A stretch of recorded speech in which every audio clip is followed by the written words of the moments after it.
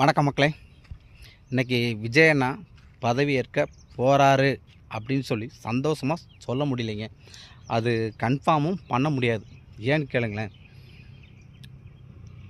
இந்த ஒரு சீட்டு 2 சீட்டுக்கு 3 சீட்டு 5 சீட்டெல்லாம் வாங்கிட்டு நிற்கிறாங்கள்ல எலெக்ஷனில்.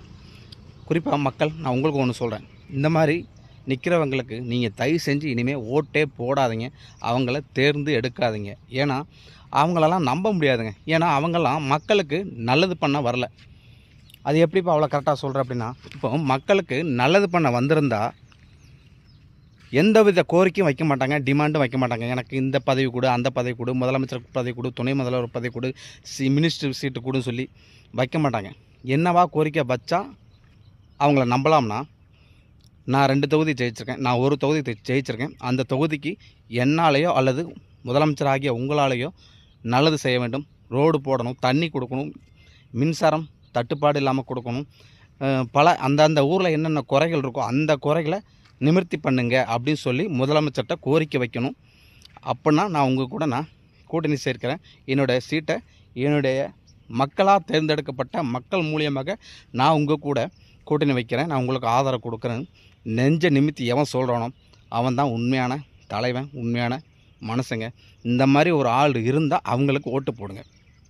ஆகையால் இந்த பதவிகளை மட்டும் எனக்கு கிடைக்குமான்னு சொல்லி வாங்கி வச்சுக்கிட்டு பந்தா காமிச்சிக்கிட்டு பில்டப் பண்ணிக்கிட்டு, நான் இந்த சிஎம், நான் இந்த துணை முதல்வர், நான் இந்த முதலமைச்சர் வெத்து வெட்டுங்க. அவனுக்கெல்லாம் இது ஒரு பாடம். மக்களாகிய உங்களுக்கு இந்த மாதிரி ஆளுகளெல்லாம் இனிமேல் நீங்கள் தேர்ந்தெடுக்காதீங்க, ஓட்டு போடாதீங்க.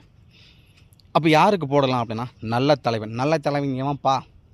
இருக்கவன் எவனுமே நல்ல தலைவன் இல்லை, நம்ம விஜய் அண்ணா தவிர. ஆமாங்க, இந்த 5 வருஷம் எப்படின்னு எனக்கு தெரியல.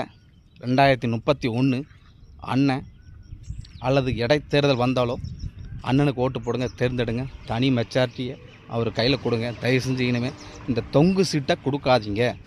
பார்த்தீங்கள உங்கள் கண்கூடைய எவ்வளோ கஷ்டப்படுறாரு, ரொம்ப சிரமப்படுறாருங்க. பார்த்துக்குங்க மக்களே, நல்லவர்கள் தேர்ந்தெடுங்க. இந்த ஒரு சீட்டு 2 சீட்டுக்கு நிற்கிற சில்லறைங்களை தேர்ந்தெடுக்காதீங்க. அடுத்த வீடியோவில் வரேன்.